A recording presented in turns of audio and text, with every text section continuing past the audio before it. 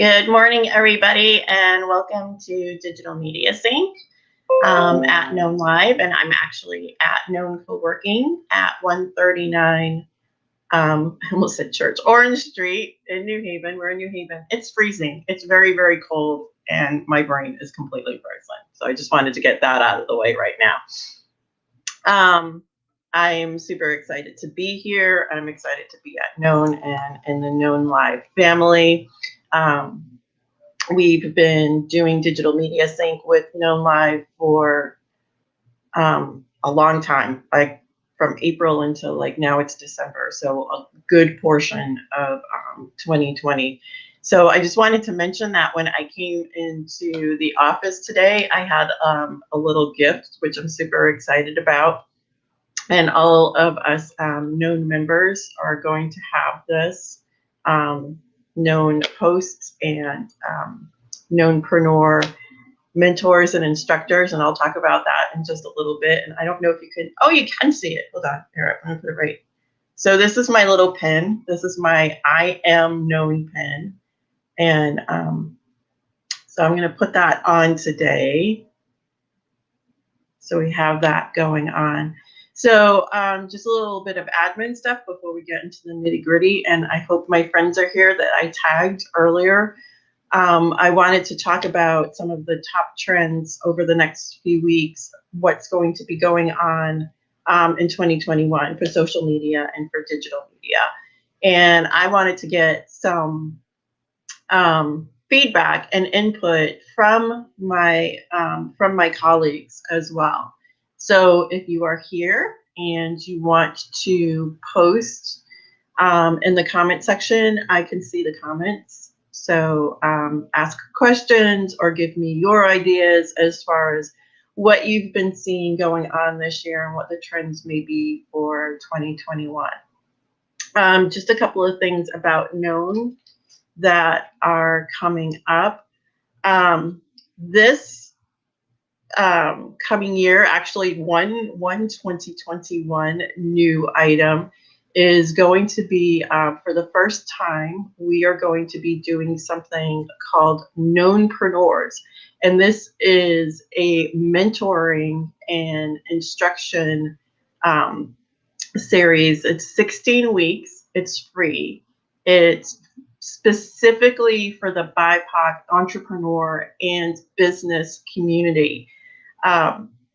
So we have mentors for each of the businesses or entrepreneurs that want to participate.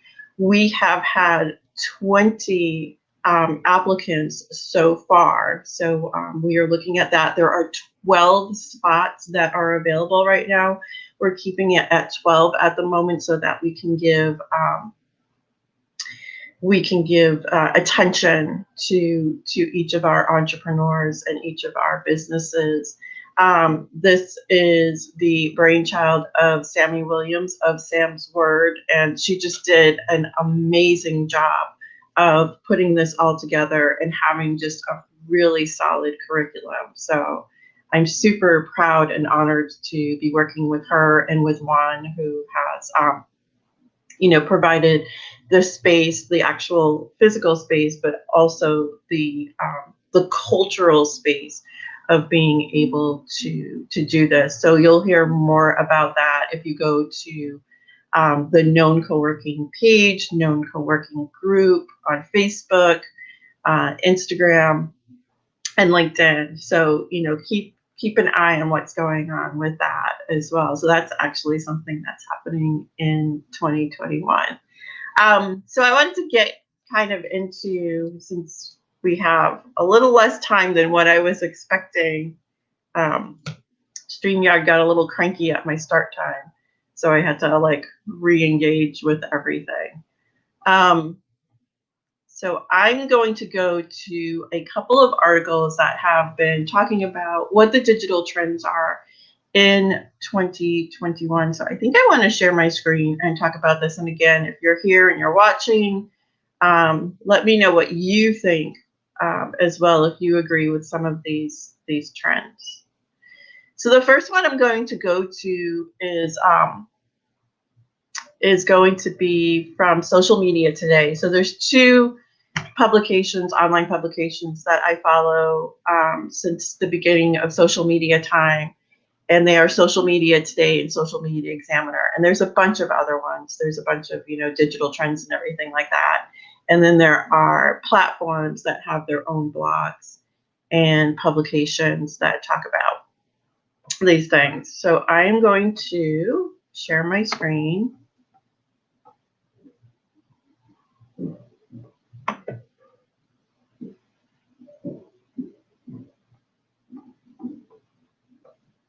At least I think I'm going to share my screen.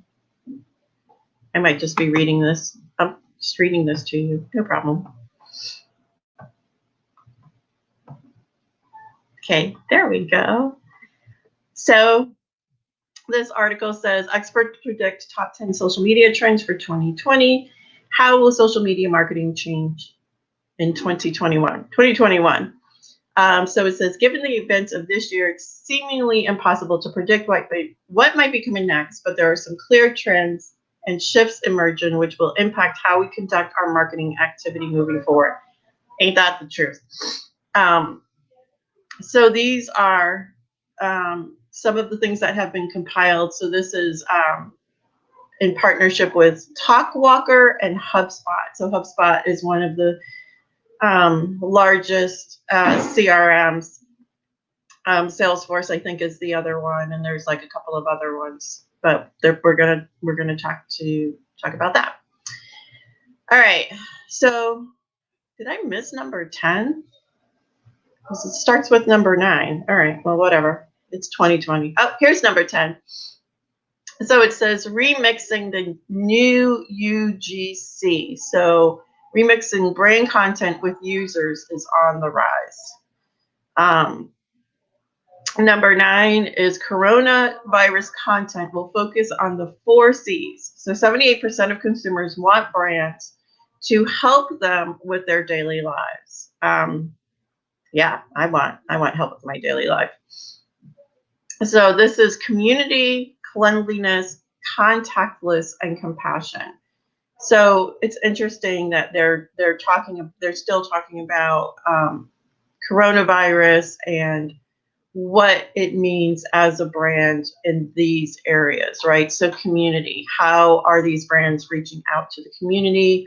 What are they doing? And how are they doing it in a way that is that incorporates cleanliness, having a contactless option. So while oftentimes people will still want to go into a brick and mortar location and mask up and that sort of thing, and they can handle that, oftentimes people will say, well, how can you provide your service or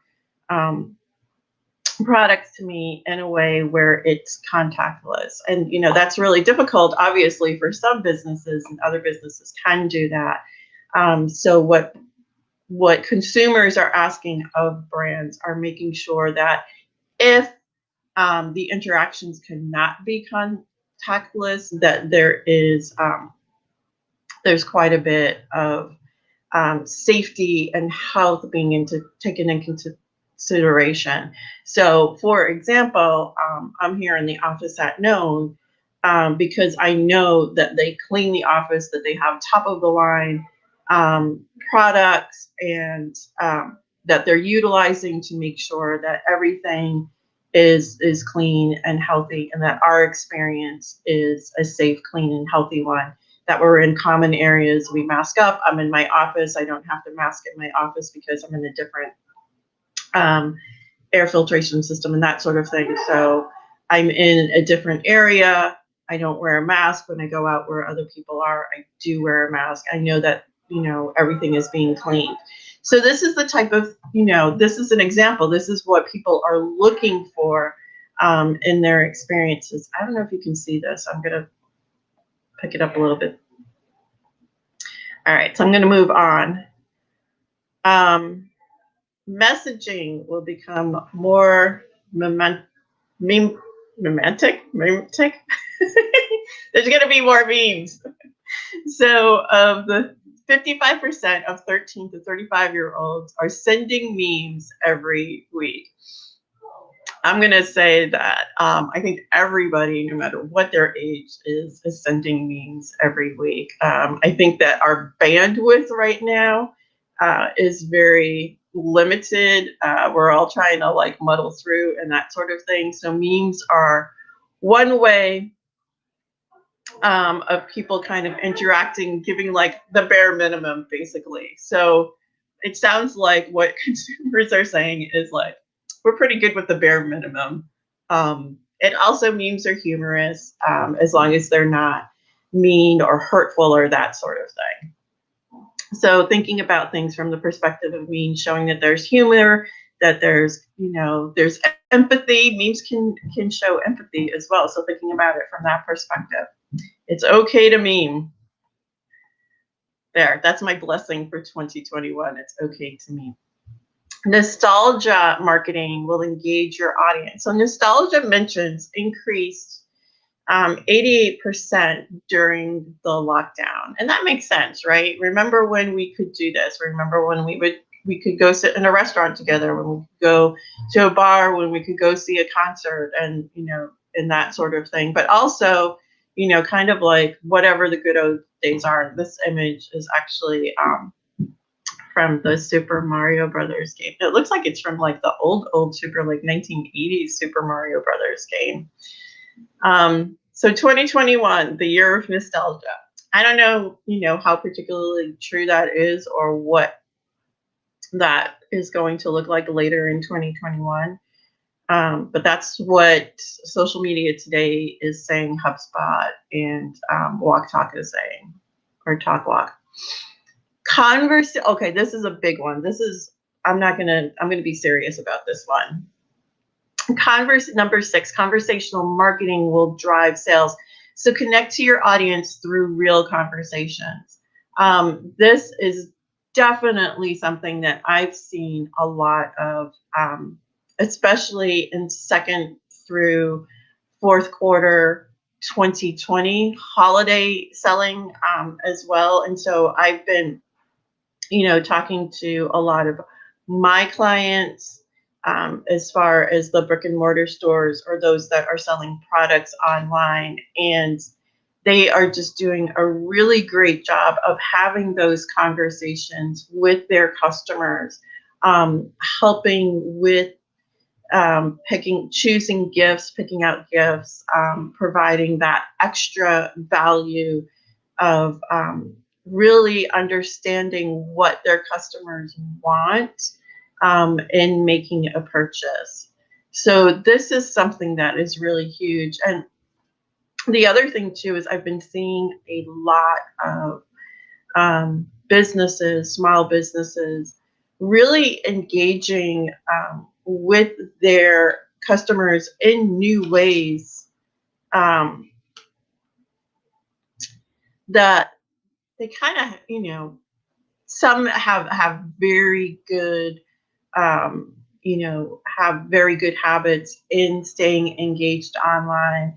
And that's not saying that, a lot of times when we're doing our business, we don't have time to engage online. But I think organizations and businesses and small business are really thinking about now how to have those conversations, because we're not having those conversations all the time in person. So being able to take time to engage and either, kind of schedule kind of conversational posts, really being mindful of having those conversational posts that people can engage with. So number 6, I think really for me as a practitioner really resonates a lot.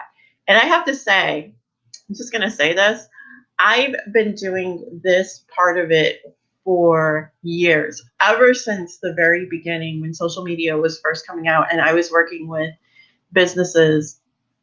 I was always saying that social media really gives you an opportunity to have this two-way conversation. You're not just broadcasting, you're not just announcing, you're not just promoting. If you're doing just those things, you are not going to be successful. Yes, maybe some organizations will slip through and be successful, but the way that businesses are being successful. The most successful ones are engaging with their customers. They're having those two-way conversations. They have those online relationships. There's a camaraderie. Um, so that's something that's really huge. Okay. I really stuck on number 6, but I think it's super, super important. Oh, okay. So number 5, the line between social media and gaming will blur. So again, 32% more people over the age of 13 um, most identify as a gamer on social media. And I have to admit, before 2020, I did not necessarily identify as a gamer, but now I am playing games with a group at least 2 days out of the week. So I think that I can safely say that I'm a gamer now. So whether people are playing board or tabletop or um, card style games online, I know that now with Queen's Gambit, everybody's going to, what is it, chess.com, I think it is, and either learning how to or re-engaging in playing chess. People are doing more online gaming as a way to connect with others while they are, quarantining or staying home, whatever it is, while they're staying home or while there's less interaction. Um, so even organizations, I know that there's this one nonprofit organization that is incorporating games into what they are doing as far as fundraising. Actually, there's a couple of them. There's a few of them that are doing so. And one that I sit on the board with, and we are incorporating trivia nights into our fundraising because we used to do Scrabble, in-person Scrabble games. So that's something that's new. So how an organization can, again, this is how people are engaging. People engage with games. People engage with memes, utilizing humor. People engage with conversation. So these are all things that we are not doing as much in real life. So now we're on the side of the cycle where we're utilizing online communications. And again, if you are watching and you have any questions or comments, or you want to add to this or dispute it, or feel free to leave comments. And the other thing too is if, what's the next one? If you're watching this later on in the day or in the week, you can leave comments in the comment section on Facebook or on YouTube. And I'll get back to you on that. I'm actually going to repost this in Digital Media Sync page as well, because I really want to know what people think about what's going to be going on in 2021 and how we're going to be engaging. 2020 was definitely different. I think a lot of us were kind of just jumping into the situation. Some of us were a little bit more engaged online already. Were a little bit more flexible. And then there were some people who were not as engaged online, but are very innovative. So I think it's really interesting. It's fascinating to me to see like how we can be flexible and agile and find a way to communicate and to market our businesses. So here it's saying that old school marketing will be the new.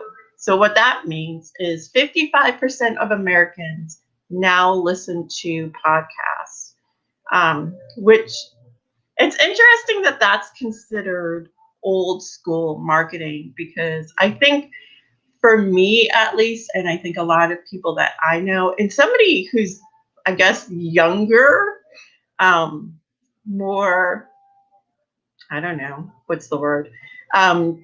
Dispute me on this one, please, because I think that everybody, no matter what age group, and I'm going to research this too, are listening to a podcast.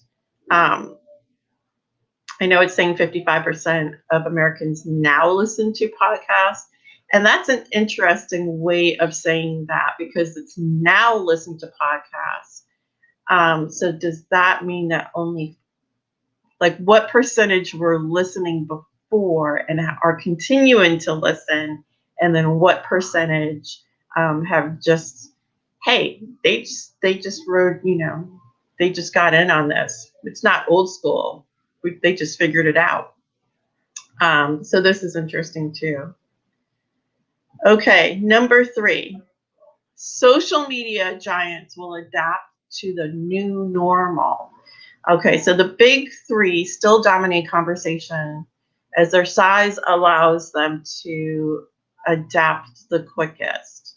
So the big 3 they're saying is Facebook, Instagram, and Twitter. So I have to say that I agree with this. And while in the political sphere, and I'm not going to mention any groups or any names or any platforms, but in the political sphere, there was a movement to get away from Facebook, to get away from Twitter, to get away from, not so much get away from Instagram, but mostly get away from Facebook and Twitter. So there were a couple of platforms that kind of grabbed onto that and made some promises, which quickly got sussed out to be not so true as far as those promises were. So going back to kind of generalizing this particular statement, the social media giants, Facebook, Instagram, and Twitter really made an effort to, again, help people in general engage and help brands engage. So I know the past few digital media syncs that I did, if you go to nhvknown.com and you look at some of the, I'll make it easy. I'll post out a couple of the digital media sync live streams that I did that talked about how Facebook is making it easier for businesses to engage with their customers. There's lots of ways that they were doing this. They were bringing groups into the page section. I talked a lot about how the business manager had made it really easy for people now to post on both Facebook and Instagram. I've really been pushing that both online in my live streams and in my classes that I now have with the Growth Academy, which I talked about before, and with my clients and potential clients, that utilizing Facebook Business Manager to engage, to do your post, to create, to have a media library there. All of these items are things that we've talked about. So that's definitely something that's happening. Twitter, I haven't really talked about so much what Twitter has been doing, but all 3, Facebook, Instagram, and Twitter, have been engaging in video and live video. So one of the big things that I know I did, as you can tell, is go directly to live streaming with Digital Media Sync, which was not something that I did regularly.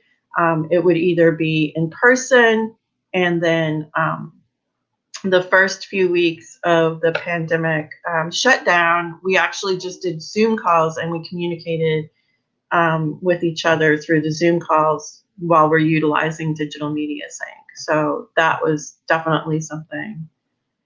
Oh, Catherine. So Facebook, Insta, and Twitter. For B2C, yes, but B2B, LinkedIn should be in the top 3. Yeah, I wanted to talk about that too, Catherine. You're absolutely right about LinkedIn being in the top 3. And there's 2 reasons for that. And then, Catherine, if you want to jump in and add more to this, I would love for you to do this because I want to have a conversation about this. Facebook and Instagram, I actually put into one bucket, right? Because they are. Instagram is now part of Facebook. Yes, it's separate. And but it's, to me, it's like the same platform. I'm pushing stuff out in the same platform. Twitter, I don't, I don't even know about Twitter being in the top three. I mean, I guess it is. However, I have to say that I use Twitter a lot for advertising. I find that it's very helpful in lead generation advertising. I did a digital media think about this as well. But LinkedIn has really done a lot as far as the interface with making it very conversational, very easy to be conversational. Before, and I know I've said this before many times, I think it was like around 2013 to 2015 or 17 or something like that.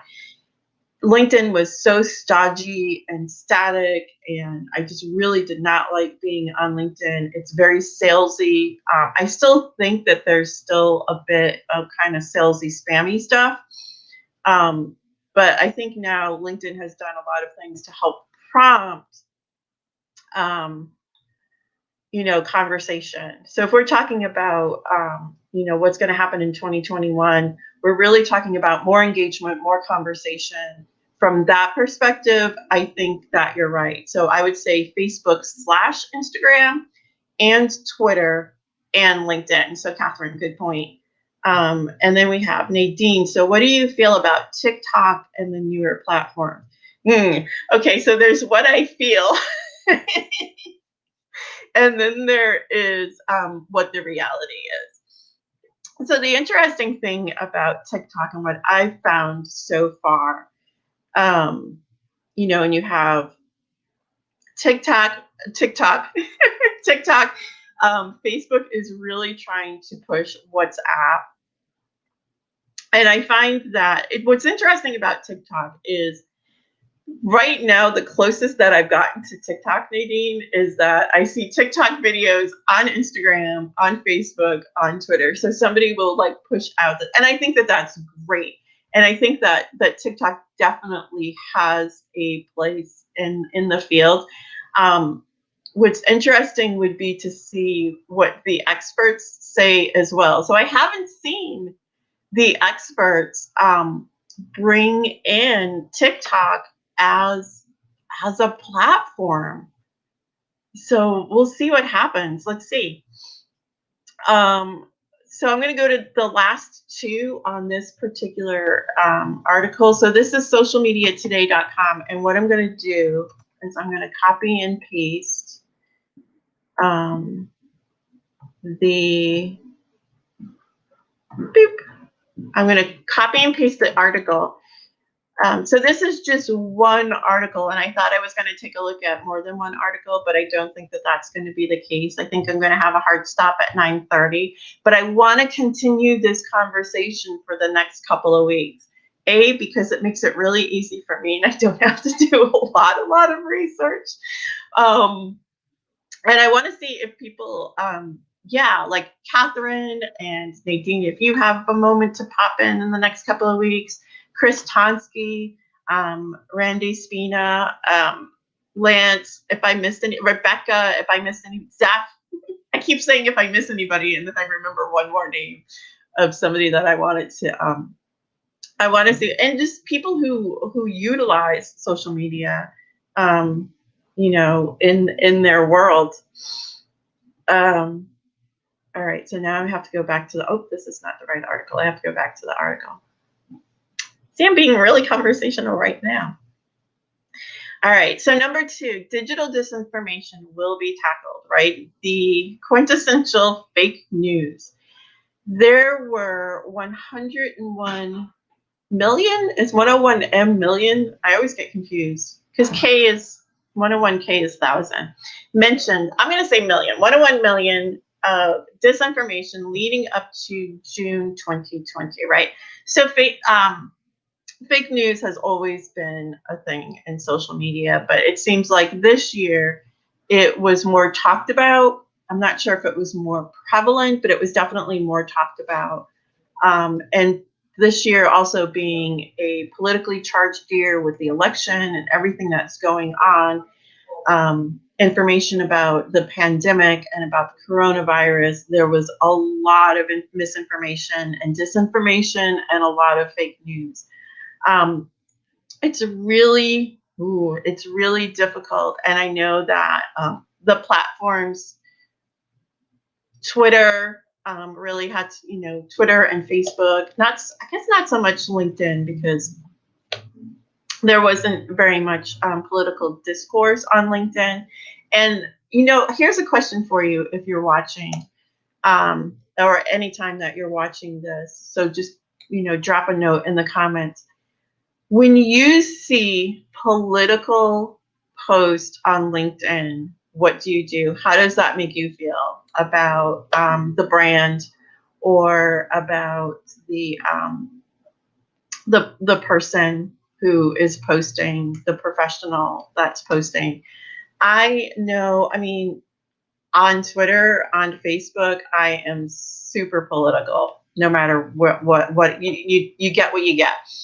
But when I'm on LinkedIn, I kind of feel like, for me, LinkedIn is like this professional island. I don't want to see anything political at all. And that might be a problem with me, because there's a lot of things in business that are very political, and a lot of things that have to change systemically in business, and maybe we should talk about that. So I'm still working my way through that. As you can see, I'm working my way through it live. But for some reason, I want to make LinkedIn an oasis, and maybe that's not the right thing to do. So I'd love to hear what you have to say about that. Oh yeah, okay, I kind of got off on a tangent, because what we were really talking about was disinformation and misinformation. So Facebook and Twitter have dealt with misinformation and disinformation in kind of different ways. So either they will throttle people, they will put people in timeout, so to speak. They will pull groups off, or pull individuals off that belong to groups, and people have a lot of different opinions about that. But when it comes to disinformation, it's really interesting how platforms deal with it, and that's a rabbit hole that I'd love to go down a different time, but I guess not now. So that's interesting.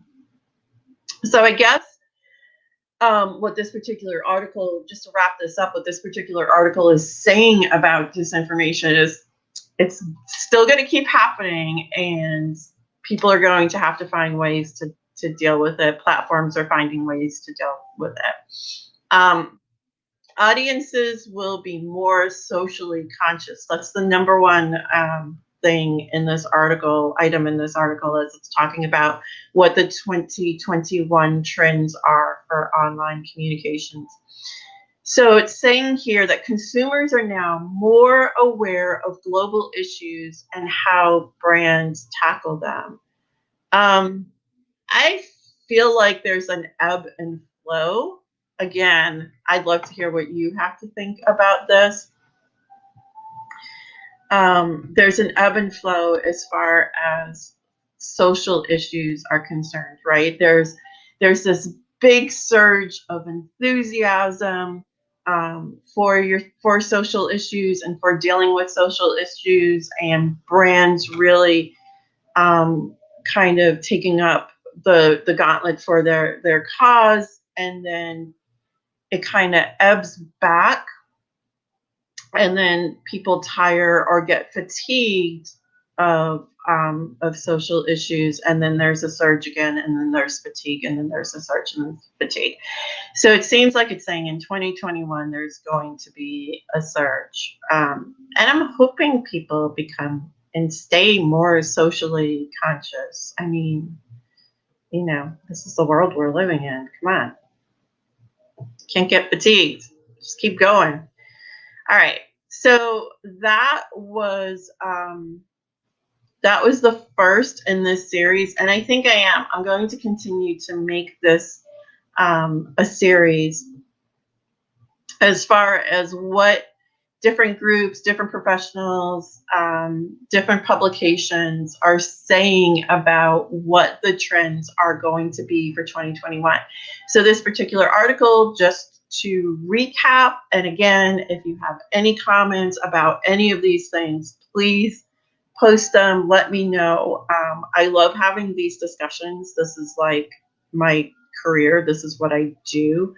So having discussions with colleagues who are in the same space and businesses who are in the space, it really helps to have these conversations. So it makes me a better practitioner. So I'm going to go through this again. Experts predict top 10 social media trends for 2021, and it's an infographic.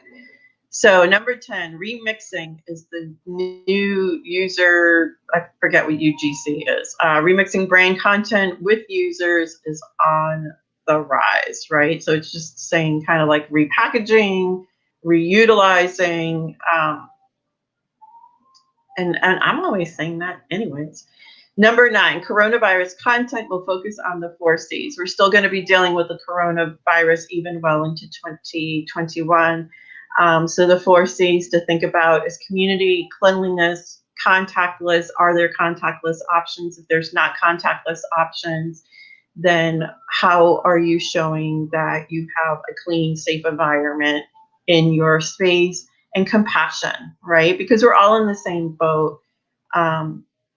And businesses are trying to, they're trying to survive too. And businesses are being run by people, by real people who have the same concerns as all of us. And so showing that, it's not weak to show compassion as a business. Messaging will become more, I don't know what that is, meme tick. It's not, there's going to be more memes. I'm still having trouble with that word. Nostalgia marketing will engage your audience, right? So remember when we could do this, or remember this particular product or place and time. Conversational marketing will drive sales. Number 6. I can't even. Number 6 is just like, it's the central point for me, I think the central points are conversation and compassion. That's what I'm going with. Number 5, the line between social media and gaming will blur. It's true. I think as more people are trying to find ways to engage with others in a simple manner, that's the way that it's being done. People like to play games. People like to have fun. Old school marketing will be the new. I'm still stuck on this being called old school marketing.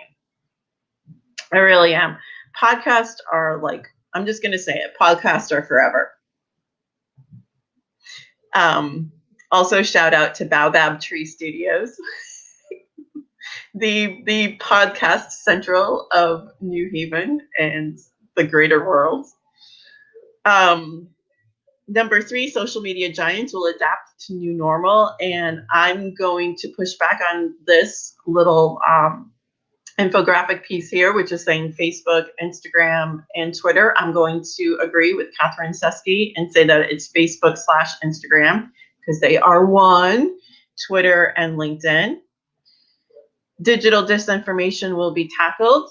That's a big thing. And I think people are finding new ways to tackle that. And then audiences will be more, I like ending on this note, audiences will be more socially conscious. All right. So that is it for this week. The next couple of weeks, I don't even know what day Christmas actually falls on. Like, I celebrate Christmas. I know that there's like Hanukkah and there's Kwanzaa and there's other holidays as well. And there's the New Year. But I know I personally am not working at all on Christmas.